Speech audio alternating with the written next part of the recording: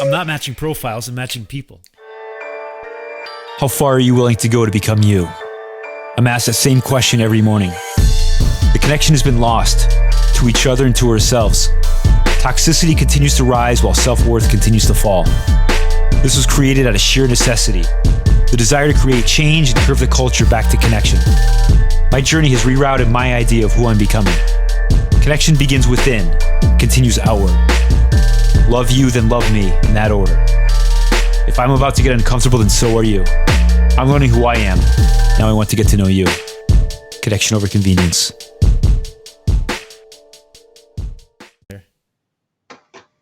You there? I am here. That's, Hello? Yeah, you hear me? I hear you. Okay. All right, stand by. Okay. This is good. You have to keep me on the phone, whatever. I don't know. It clicked. It seemed to enhance our connection here. Any which way.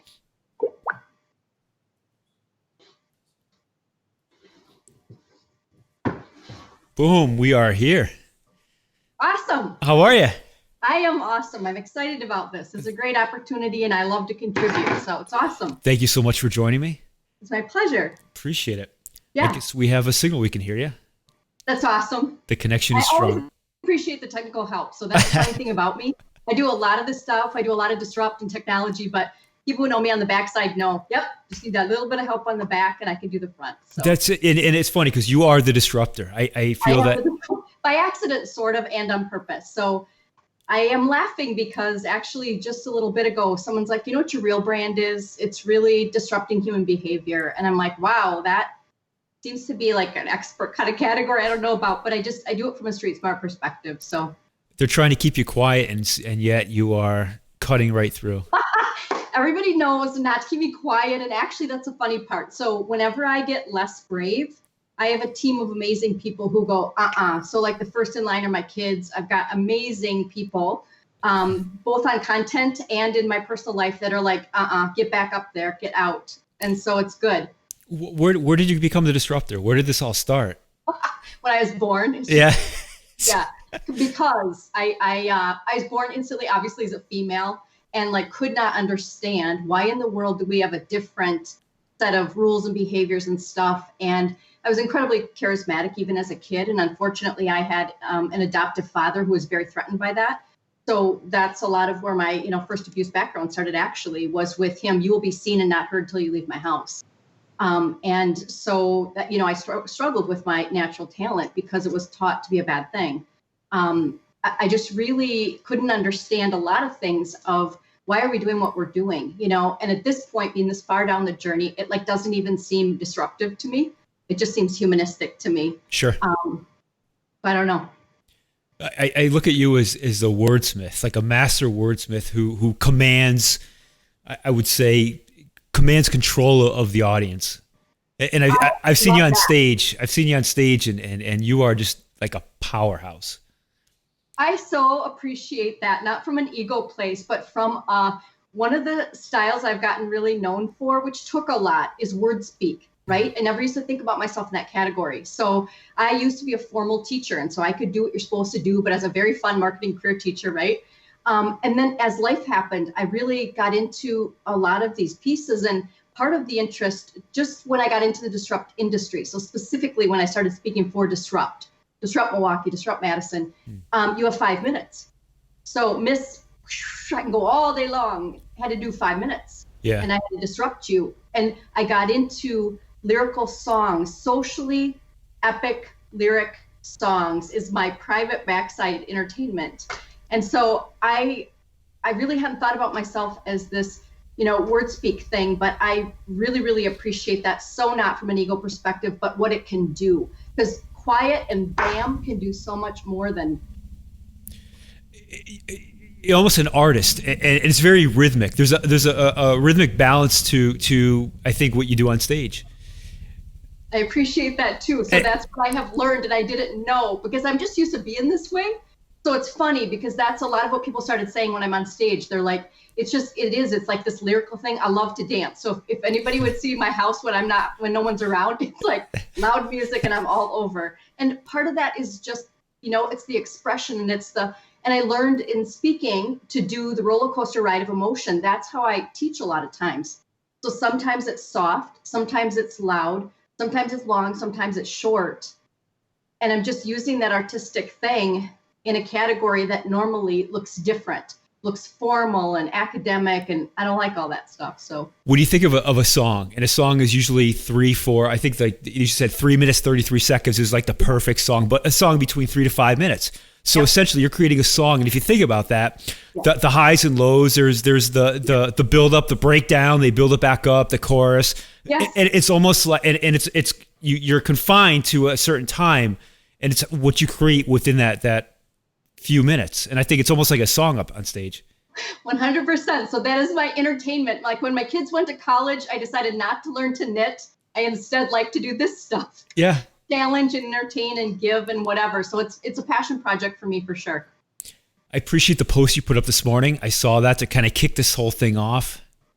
Well, sometimes you got to go into it like, what? You called me what? Or that's not what it is, or because you need to engage people. I'm like, wait a minute, what is this? And what are those two doing? And what is your category? And people are always confused by my category, and that's okay.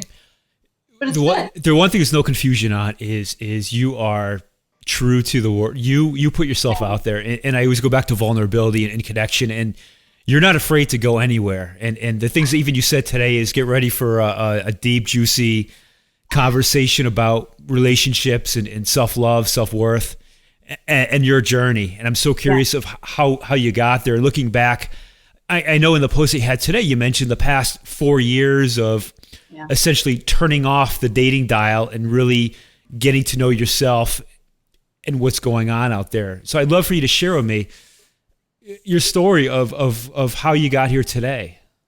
Yeah. So, boy, you asked me a lot, so I'll try to fast word speak into that. Take your time. I was a kid in the 70s who it was incredibly horrid, and you were a social outcast to be in poverty, living in what we called a trailer park at that time. We socially call it now a mobile home. But I was living in a trailer park, moved up to a public housing project, had a life like you would not believe, that really we were very shamed about. And I have a Native American background. I'm Chippewa and Shawnee. And back then that was not acceptable. And you love to be in the sun and whatever. Everybody thought I was Black, which, back then was not at least getting some of the movement. We have a long way to go, right? But at least some of the movement. And so all of my category was me being taught from my mom in the 70s, which we had, rough background. You better be, if you have no money, you better be thin and pretty and get a man. Like that's just what it was, right? That was honestly, so I was raised on this, you're nothing without a man plan. And so that was a socializing. And so I went through that situation. Nobody had gone to college in my family. My sister, who's 13 months older, was the first one to go. I never thought I was going to go because she at least was smart. I was bored at school, but it was because my talents are different, right? And at that time we taught people, are you smart? That drives me crazy. The question is, how are you smart? How are you smart? And look how I'm smart. And it looks totally different than your academic test, Yeah. And so the only way I got to college, honestly, was by becoming state DECA president. So a speaking category. I was able to have a high school marketing teacher who said to me, geez, you have talents. We want to be able to change your world. And I was like, I don't get this. Like, we don't have money and nobody goes to college. Well, I got on stage in front of 2,000 of my peers and all these adults and whatever in a very tight red mini skirt because you were supposed to wear the boring blue popcorn blazer that I was like, okay, you have to wear this piece of uniform, but I can't stand the rest. And so that's really funny because people still talk about it today of like, Craig, when you walked on that stage in that skirt with your swinging hips and whatever, like it was over. And it was because I have an attitude, right? I have an attitude and I can command it. So anyway, that's what got me to college, honestly, was that me winning and people saying, oh my God, you could be a teacher. And I'm thinking, I failed first grade because I had so much abuse at home. I could not function or speak to do the work. How was a kid who failed first grade going to become a teacher? And yet somebody connected with me and then got me to college, and I had an amazing professor, got me to a master's, I was married for a very long time. I never in 100 years in my dreams wanted to be a not intact family, all that good stuff. But unfortunately, the marriage was abusive for over 20 years. And so 4 years ago, incredibly traumatic, very, very scary getting out of that. If you think it's hard to be in an abusive marriage, it's worse getting out of one. because really the most danger for any woman in particular is when they try to leave. Sure. And by the time I was done and through the court system and whatever, it about did me in. I was 102 pounds, like the most frazzled hair, couldn't eat, couldn't sleep, I had slept in 5 months at one point. And like what that medically does to you is insane. And, people were responding like, what's up? People who know me close knew what was happening. My former person, of course, said, oh, she's into drugs. And like, are you kidding me? I'm the mother of your kids. And that's all the trauma from decades of abuse and whatever.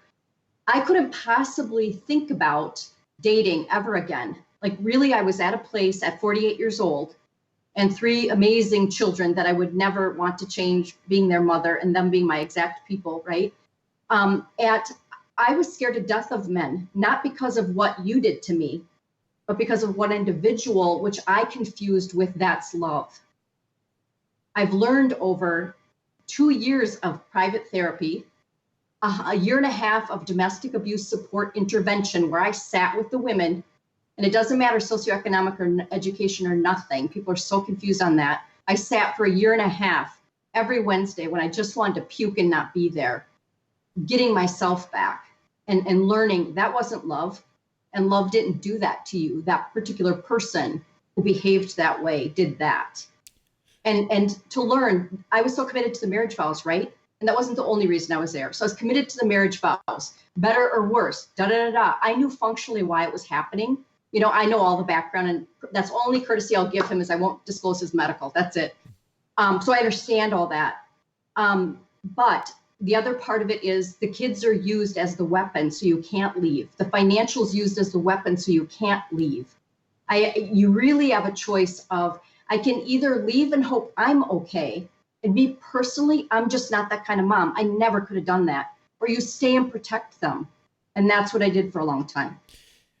It's almost like it's like the perfect storm where on the other side, he had the perfect situation set up where he had control on no matter what you decided to do, he had control. Like 1,000 different strings over the past 20 years of probably manipulation and abuse and what that does to somebody. When you guys see me like this is me healthy, whole, and healed. I was 4 years ago that exact person who I felt so horrid about myself, it would make me cry if someone gave me a compliment because it was painful. That's where I was. Well, it sounds like you're also committed to the creed, if you would, like this is a marriage. I will do anything I have to do to keep it alive. Yep. Which is almost like compartmentalizing, where you have the creed here, where you're going by this, and then what's actually happening here, and they're completely separate. They should be all together. This is happening, so it overrides whatever this says. But you were so committed to this. Yeah, and so here's what's interesting. I used to hate when I would say this, but I would say I was a married personality. I preferred to be married. I love the commitment and what it is supposed to be. And we had good times. So that's what's confusing. If it was all bad, I would have hopefully helped to find a better way. But the confusing part is lots of it's good. And then it's like that. Quite frankly, and I've never said this publicly before, but I'll just say it to you. In 2005, I met with the bishop of the Catholic Church. And he said in private confession and meeting, this is not a marriage. God would not call this a marriage. This isn't even love. This is not a sacrament. This is not anything. And so if you need to go, we would support you in that, from the Catholic bishop who passed away just now. Wow. And so I chose, because it's incredibly scary, not to go down that road, because it would have been holy hell to pay, I'm sorry to tell you. And even after the fact, I could have gotten it, annulled and blah, blah, blah. But you have to go through the process and the paperwork with that former person. No, thank you. The court system about killed me. I don't need the religious part of that. That all doesn't fit in love, and unfortunately now everything's associated with that in a cup of love, which it's not. It's literally right in your hand. I'll let you sip the love. I was actually going to have mine, and I don't have the love cup today, but I'll send you one. I got a few. Thank you. Okay. And now you're at a place where you had to make the incision to do some serious inner work, because probably what was actually missing was self-love inside you throughout that whole time. 100%. So the cost of the relationship, I would loudly tell anyone was to completely, absolutely lose myself, not just as a female, a woman, but as a human. I completely lost myself, like to the capacity of I really did not know if I was physically going to be able to keep going. It was that bad medically. Inside the relationship, would you say it was codependent? You were completely attached with the codependency and you completely lost yourself through it? You had no relationship with yourself through the marriage? So here was the problem. I can tell you exactly. And people are shocked when I say this, but it's the truth. And people who know me close know this is it. The number one problem I had when I met him is I had low self-esteem. I was from a tough background, whatever. I was going to be so excited. This person who looked to be from a great, steady family and very family oriented wanted to marry me and I could have children with him. I was so thrilled. It was because I had low self-esteem, and it didn't start until we had our second child. And that's very, very common with people with this particular abuse attitude. I was a possession to him, and every child we had was a possession to him. The sole purpose of the possession is to make him look good and serve him, period. So whenever I would achieve my goals or I would go after something, because he actually had low self-esteem, it comes off very opposite, looking like, it's like the Oz effect, right? Mm. It's like Wizard of Oz, all the big, huge, rah, rah, rah, rah, and really behind it is, I feel very threatened that my wife is achieving her goals and making me look bad as a man. And I'm just trying to be part of the team, and I don't care. And I don't care about any of that. Isn't the idea to support each other? Yeah. I mean, to be completely supportive. Was it narcissistic personality disorder? Well, I can't medically comment on that. Okay, fair enough. Yeah. You are a smart guy, though. Yeah. So yeah, that's a lot right there. It is a lot, and the biggest trouble with it. So I'll speak about it in general. I'll speak about narcissistic personality disorder in general, and particularly narcissistic, personality that is with violent tendencies, because the person is feeling the way they do, they lash out and will tear down. And who's their most private person who most of the time can't say anything is the people in their private lives, And then in public, they can behave like they are still an amazing manager. They are still a youth athletic coach. They are still all these great things in society because it's a Jekyll and Hyde thing. Absolutely. It's the mask, and everybody, their family is a source or a supply to them. That's all they are. Their kids, they're everybody. To be narcissistic supply can kill a person. Yeah. And to be narcissistic supply can be literally the end of your life and any gifts you have and all of that. So part of my street smart education has certainly been in the last 4 years, learning everything I could about that. And quite honestly, that's a lot of what saved me, because when you don't understand all the psychology and math and function of that, they absolutely have you believing it's you. So I was lost there for decades. They absolutely convince you it's you, not me. So he will say to this day, I will say this out loud, I'm the one that caused the failure of our marriage because I quit. That is what he says to our children, to me, I am the reason for all the damage, all the everything, all that, because I'm a quitter. It took me a long time to accept being a quitter is a good, okay thing. It took me a long time to learn the term successful divorce. I didn't know that. It took me a long time to go, this is a big thing. Sometimes you have to stand up and be on a hero's journey when you didn't pick it. Sometimes you pick it. Somebody's got to be a hero and stand up and get us out of here. Two things on a quitter. Yeah. So there never was a marriage. That's one. So you can't quit on something you're not in. And number two, if so, your other half quit on you years ago. Yeah. So that it's like that's it's a false sense of false. They have a false self. Yes. And there's no accountability, and it's a victim mentality, and I mean it's manipulation throughout all the years, and the gaslighting and. Oh, the gaslighting is, my least favorite. Gaslighting it took me forever, both with the bishop's understanding, right, and counseling to understand. Sheri, he violated your marriage vows about 1,072 times over 21 years for both you and your children. It took me a long time to get that reframed because I literally had to go neural pathway retraining. That's a lot of what I had to do. Because see, it looked very different after 21 years trained into me. I'm a bad wife. And if I were a better wife and a better mother, maybe it wouldn't happen to me. That got said to me a lot.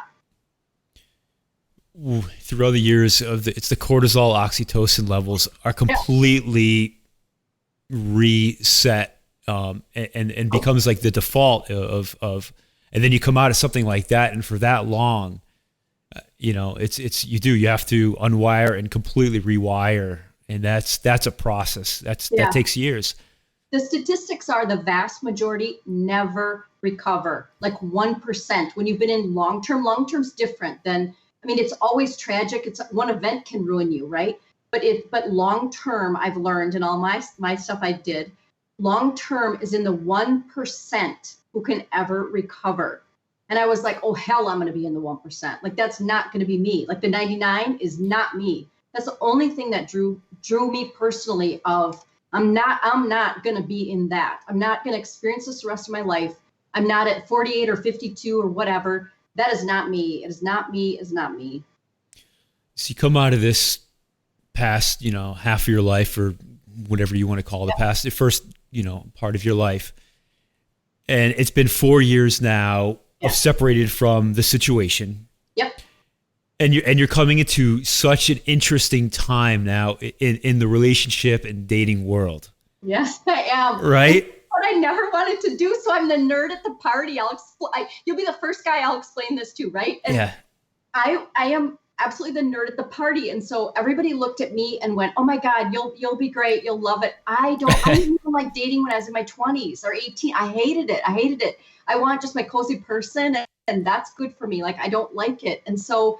What people didn't understand about it was, listen, I'm taking 4 years to just do the therapy, which I did, because nobody should pay the damage on your past. I'm big about that. But then, like, how do you do this thing? And I'll tell you, because I'll just disclose, I want to help people, right? I was like, oh my gosh, I don't feel comfortable. I had 107 conversations for 3 years with just getting comfortable at coffee with just platonic men, listening and to try to get comfortable in situation, right? I chose, which a lot of people were shocked about, to pay for It's Just Lunch, a private dating service, because I wanted the men vetted. I didn't want a scary man. So I wanted their background checked. I wanted whatever. And everybody was like, they couldn't understand. They're like, Sheri, why are you doing that? Like, somebody could introduce you or, And I'm like, I want the backup. I want the wing women. It was a horrid experience. That company's being sued nationally right now. It was an awful experience. And so that didn't work for me. And I didn't love that. And I'm already a dating nerd. So you go, what do you do now? So you put 4 years of separation before you decided to even, I guess, to open up that part. What's happening today is so many people, they're jumping. There's no separation to do the work on themselves. So because it's a distraction, and it's a distraction from having to spend time with yourself to actually getting to know yourself. So we're going to keep repeating the process, keep repeating the relationship. So your people who actually do want a relationship today are jumping into the online dating because it's so easy to meet somebody, but they're all, literally seconds after the relationship ends, they get that profile right back up and jump into something else. And nobody's actually ready to be in a relationship. And there people are wondering why. The people who actually are ready are struggling. It's like almost like a system. Like they're put into the system that's built for almost failure. It's already like a guaranteed failure by the numbers. Yes, it is. And so I love you said that. That is me totally. That is me on the backside for sure, where I'm like, I am so frustrated with human behavior. And I was one of them, where we don't do the work, where we're so afraid to be alone. My greatest fear 4 years ago was to be alone. I had not been without a relationship since I was 12 years old to 48. And there was only 5 people. So I stay and I'm long-term and that's me. And and so I was afraid to be by myself. I was taught in my marriage, you will never make it on your own. You will never make it on your own. And so the psychology of trying to overcome that was unbelievable for me, but I knew I had to prove to myself I could do it. I didn't ever want that same relationship again. People are in the relationship, not just the minute they break up, they are in the relationship years before they break up, a new one. They are disrespectful of family. You're not just cheating on your person, it's your kids. It's the families. I'm huge about that. I'm very big in the 4 years of I've talked to all these different men, trying to help them realize we need to do this work.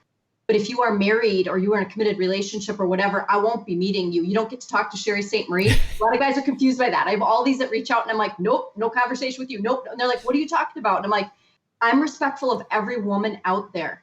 Every woman out there. So no, you don't get the private time with me or the off the record, none of that. Like I'm all straight up front, or your wife can come. I'm happy to do it with your wife wants to come to coffee. We'll do that, But I agree with you 100%. And my big thing is do the work. Do the work. That's been a sentence my word speak for a long time because we need to. And so for me, I have wanted to have this attitude, and it's hard to do, of we need to do the work until we can give a fresh, clean page. For you, it would be a fresh hello, right? So I am in a committed relationship now, which took me a long time to jump. But that wonderful man had to realize over the last year, we talked on and off. He was incredibly respectful, like the most respectful guy I have ever met. He has been patient. I have been patient. He had a background of a different kind of story that was just heartbreaking. And we have learned together to have these conversations, to wait and to pace. Our first dates were actually, the first two were 7 months apart. Wow. Yeah, because we both were like, okay, and it was phenomenal. But I was like, oh my gosh, I'm not ready and I don't know about this and whatever. And he was great about understanding that. And I have also waited for him at different times. And that's been really good. And we're both doing the work and have done the work. Patience is a lost art. And today, connection over convenience. And today, everything is convenience. And I get convenience with Amazon Prime and everything. We can have something that fast. But the thing that convenience does not work with is relationships. Yes. Right? Yeah. We're trying to be in a relationship out of convenience. And that's, relationships are not built on convenience. And patience is definitely a lost art. And the funny that you said you were going to wear black today. Which I almost never do. Yeah. So the shirt I wore actually, and I'll show it, is a Polaroid. I don't know if you can see that. I see that. I had those as a kid, the original. That's right. But there's some, and the reason I did this is also, between that and disruption kind of the industries, I feel Polaroid, there's something back then about having the patience to wait. Yes. For the Polaroid to develop. There's something about that. The whole, we didn't just rush in with a click and it's there. You were waiting for it. You're excited about it. You were committed to it, for this picture to come out and dry. And there's something about the Polaroid picture that reminded me of the conversation I thought we would have today in you. So that's why I went with this one. I absolutely love that. I love metaphors. I love all that stuff, but I love exactly what you're saying, because here's the thing, like, this is interesting. We didn't know, we forgot the part about, I'm so excited to see what I'm going to get. Yes. Yeah. Cause I want just I make a joke about the Instagram filtered world. Like, I'm unfiltered, and actually one of mine on there is me completely no makeup, and like, how naked are you willing to get? Like, that's me, like, authentic. But that's exactly it. And I think that's what I so appreciate in this person that I'm in a committed relationship with. Like, we are both committed. And it is not necessarily easy. We've got different layers and flavors and things that I hadn't ever thought about. So the cool part is I just knew I'm only willing to maybe have a relationship, which was just 4 years prior, with somebody who really gets it. I'm a committed person. That's just my personality. That's not me possessing you. That's not me telling you what to do. I know I will not have a relationship ever where the person can't treat me well. And I will never, ever let my children see a man ever treat me like I've been treated before, and they have seen. And so for me, it's like, I'm willing to do what we need to do. And I have learned to do the part of not the instant gratification. I am that way in lots of other things in my life. I'm impulsive. I'm like that. I get a lot of that. But in my personal life, I probably shock people. I'm incredibly traditional. And the more traditional and safe and loving I feel, the easier it is for me to get out here and do all this wild stuff, right? So I jokingly, I'm like the red Mustang who loves a sturdy garage, right? Well, the garage also, if you were the garage, you now have a garage full of self-love and self-worth. And those are the things that we're missing through all those years. Yeah. And once you're there, nobody can take that away. Right. And the most important part is to not lose yourself. So I'm in the beginning practices of that is what my own private self is like. You know what? My job is to not ever lose myself again. He's incredibly great about, I don't want you to. I want my whole big life. I want you to have your big life, and then we have stuff together, right? I call this threesomes. Having yeah, a threesome. So yes. Out, I was like, what? I don't know if it really shocked me, because I saw that and I was like, yeah, I could be shock value to get people. And then when I listened to you, there was something behind it. Yeah. Yes, I have a threesome. Threesomes, 3 relationships in one, is that you carry on the relationship with yourself and you never lose that. Yeah. And your partner carries on the relationship with themselves and never loses that. That's 2. And then you guys come together for this beautiful relationship. But the threesome's got a lot of attention there. But I'm learning the threesome. Yeah. The 2. And yet I realized you don't give up half yourself. Like, that's what drove me crazy. Like, you don't give half yourself to be a 1. Like, that was never right. But I get the threesome piece, and that's good. And it is a little challenging for me, not because of him or myself. It is when I'm emotional, which is the perfect private, I am a very different person. You are, I'm much more soft, incredibly loving, all this great stuff. And when your emotions, the dopamine gets involved in the really good stuff, I'm like, oh my God, I could just keep it all up and just, So I got to watch myself, of like, hey, you've learned. And regardless of whether this, does or doesn't do something, we need to be okay. The big lesson I learned is you have to have a whole life no matter what's happening. Because kids go on to college, because people pass on, unfortunately, because we have to keep, and the one relationship we always have is ourselves, right? All the way to the end. It's the longest relationship you'll ever have. No matter who's around or who leaves, people come in and out of our lives, and a lot of them are just passing strangers. Some will stay for a much longer time. But the one person that you're always with for your whole life is you. And that's like the one relationship where so many people neglect to take care of. And honor is the one with themselves. Mine is hard won. I learned that hard won, and I can promise I will never give it up again. I'm incredibly clear about what I need and what I deserve and what I want in my life.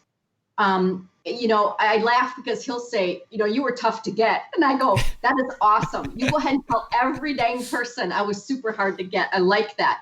And it's because it took me those 4 years and I needed it. And it was lonely and it was painful. I kept a game face and didn't share a lot of that. It was hard.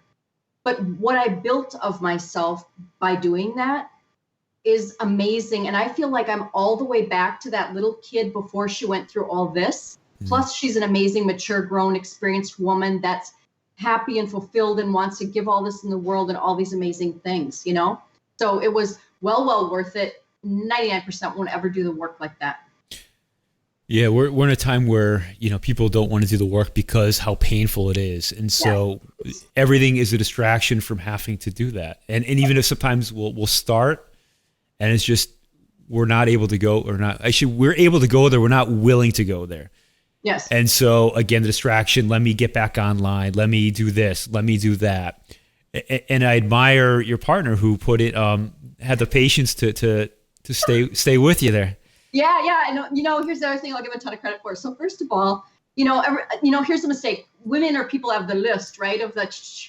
I had a list when I was 25 of 33 items before I married somebody of like, here's the thing, I was 25. That's where my brain was, right? Yeah. The problem is you disclose the list to them so that they can be whatever's on the list for a while, right? Yeah. And you're kind of dumb when you make the list because you don't really know or you didn't think of something. And so this time around, I was like, ooh, my list is just 4 items. I didn't tell him a thing on the list because if you tell the list, you don't know. And so he actually didn't know for 14 months. And we were already into the committed relationship when I said the number one thing on my list was a man who inspires me. That was like going to be the most important thing to me. And he incredibly does. And he didn't know that was what was my real interest because he's got lots of other amazing things about himself. But that was really neat, I think, for both of us that, we've got a backstory that is interesting to everybody because of subject. He's private. So here's what I want to share with you. I'm super social out there, very authentic, right? Because I want to share with people, not because I want my dirty laundry. That is what first inspired him. So for him, it was my social media, my posts and my videos, okay. Yeah. But he's super private. And so I was like, oh, hey, my family's been for 10 years on social media. The kids know that's how I teach. We share a lot. And then I was like, oh, how do you do this part, where you got to out of respect. And so I will do that. I like him and was only interested in him and his heart. Like, that's what was interesting to me. Like, all the extra stuff that's there is amazing and great. And, he's really, made something of himself. It's awesome. But I was interested just in his heart, and I was very clear about that up front, and for him, he waited that out and dealt with it. And we had to learn how to communicate because we're, but that part also made it really good and exciting. I was interested in his heart and the kind of man he was, and he inspires me a lot. Sure. And our interest is, I want to be with somebody who makes me want to be a better person. And so does he. And he and I both have really, worked on ourselves and all that good stuff. So it's cool. It was worth waiting for, is my comment. So it's good. It's a beautiful story. I like it so far. Yeah. I think you can only go a day at a time, right? I mean, that's all we can do. So it's hard to think about. I used to say to him all the time, like, oh my God, I don't want to be, it was so hard getting in. I don't want to get in because it was so painful getting out. Like, that was my big deal. Like, I don't want to get in a relationship again because it was so massively painful, getting a broken heart, losing my entire identity, losing all my dreams. Like, oh my God, I don't ever want to do that again. Well, how do you prevent that? You don't ever get in again, right? But here's what happened. And I'm going to share with this because I'm a massive heart. I'm all about love. I want everybody to feel love. I want to pick everybody up who's on the side of the road. And I realized about 2 years ago, you are for love for everybody except yourself. That's who you've become. That was tough to look at. Mm. It's not congruent. And that's what made me go, you can't go the rest of the way. And it was also my kids going, Mom, we'd love to just see you. We know you could be happy and all that great stuff, but we'd love to see you as somebody amazing, Yeah. So. We can't predict the future. I mean, we need to live in the present and to be present. Everybody is either miserable from living the past or, so worried about what's happening tomorrow, 5 years, 10 years from now, just as you saying, you didn't want to enter another relationship for the fear of it failing. And that's not the right and that's living, in the future of, because of what happened with this, that it's a guarantee it's going to happen to this. The only way it's a guarantee is if you did not do the work, it would be a guarantee. You would keep repeating and repeating and repeating again. But and he's really great at that. So if I ever will make a comment or he'll just give me a kiss. That's it. And I'm like, oh yeah, because it's present, right? Yeah. It's like, yeah, we're not there. We're not talking about. It's not. You're good. We're good. And so it's good, different kind of training, right? Yeah. And it's true. That's where I was stuck in bad. I know it was backwards. I knew that was exactly what my fault was. And I can't be about all this joy. Foreboding joy is what you call that. I'm really good at that because the other shoe always drops. Like my whole life, the other shoe has always dropped. So for 52 years, you're trained about like, oh crap, you had the ice cream. Now you better duck and hold that. Like that's what it is. And so you got to learn instead to go, man, I like it on the surfboard. I really like it on the surfboard. I do. I love that. And so I got to that's where you need to stay. And if I fall on my behind and I'm heartbroken later, I don't love it, but guess what? I've gotten up every single other time for like 172 times. And so I can. And I've also had a really great life. So my whole life hasn't been all this stuff. I've had an amazing life. I've had lots of joy. I've had amazing good things. I just want to fully use my life. That's my big deal. Like I want to get to the end, not preserved. I want to get to the end like there's not a damn thing left in this girl. Like that's my ride, You're just getting started. I hope so. It's exciting. It's looking exciting. I appreciate that. I'm excited for you. Well, I appreciate that very much. I think I'm sorry, someone's come from my screen. I think that's the most important part of, I'm always happy for others. Like my response is always, I'm happy for you. I'm happy for you. And I think we as humans need to get better at that. I'm happy for you. Even if we're not winning at the minute or it feels painfully hard or whatever, I've always been a fierce cheerleader of, I'm so happy for you. That doesn't mean I have to be sad for me. It means I'm just happy for you. Sure. Sure. I think a lot of people who are stuck in, if they're not in a good place, they're unable to be happy for others. They feel everybody, and I love this attitude. Yeah. It's a mindset is what it is. With you on the side of the curb in the dirt with the crap. I'm that girl for sure. I'm that friend. And I will also pick you up and walk with you. And I will also celebrate with you. And I will do the full ride because that's what we're all doing. It's what every single one of us are doing. Yeah. Is a full ride, And it's 100% better if we can get rid of all the negativity and the, haters and blah, blah. We don't need any of that. That's the trick. And so that's really what I'm trying to teach people with a lot of my disruption. Cheers to that. Cheers. Boom. Cheers to connection over conveniences. You found the connection.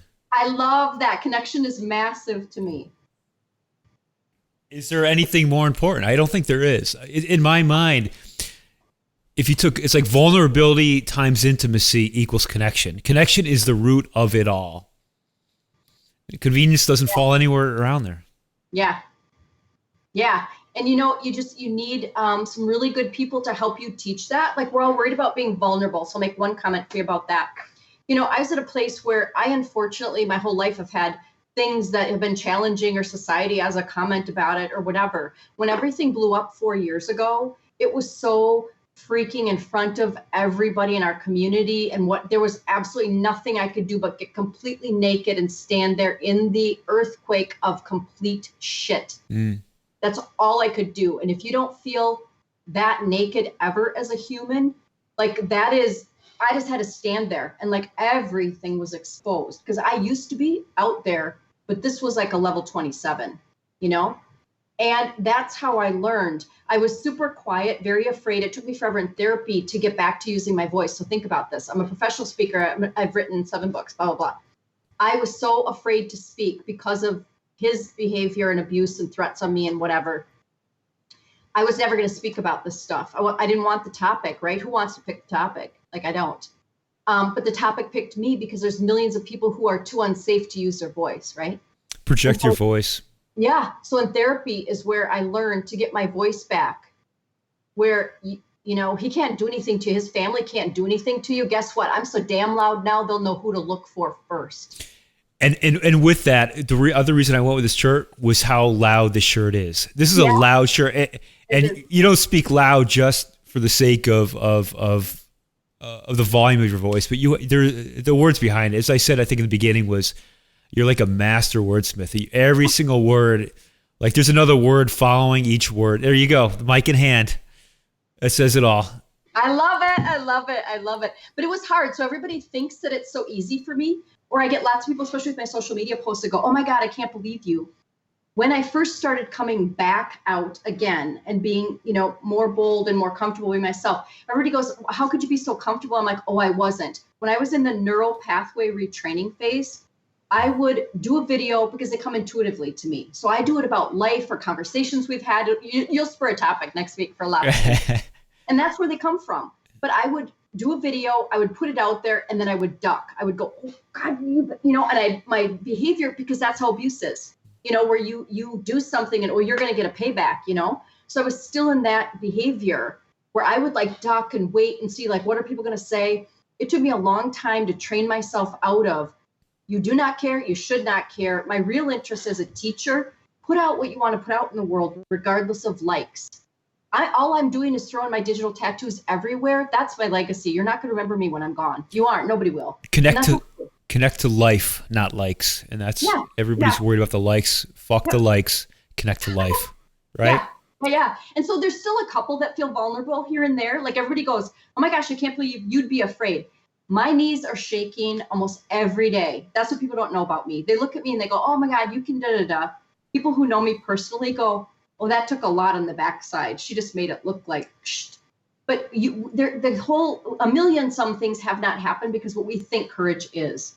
Courage means you're going anyway. It does not mean you have no fear. Fearless is not a thing. It isn't for most people. How far are you willing to go to become you? And that's how this podcast is introduced. And Sheri, I appreciate so much. You've gone far to figure out how far, to get to know yourself and to share it with me today. And I so appreciate that. Well, I appreciate your opportunity. I appreciate being able to make a contribution. For me, again, none of it has to do with ego with me. I do it in case it could help somebody. That makes me super happy in a day. Absolutely. We're going to spread the word when you get this out there. And awesome. Anybody who wants to get in touch with you, what's the best ways? The easiest really is LinkedIn. Okay. So LinkedIn is the easiest way to contact me, or my work website is storylaneproperties.com. It's a real estate website. Okay, we'll include all the links along with the podcast. Awesome. And thank you so much. You said so much today. And I think we're just getting warmed up. Time. Look at this. Cheers. Look at that. Boom. Sheri, cheers to you. I will be talking to you soon. And thank you so much. It was a pleasure. Have an awesome day. You as well. Take care. Okay. Bye. Oops. I shouldn't have clicked that. Thank you. Good to see you, Sheri. Thank you. Awesome. I spilled more than I wanted to spill, but that's what happens when I talk to people, and they do it with me too, so I appreciate it. Oh, we're just getting warmed up. Awesome. We're going to start a gym party. Enjoy your day. Have an awesome day.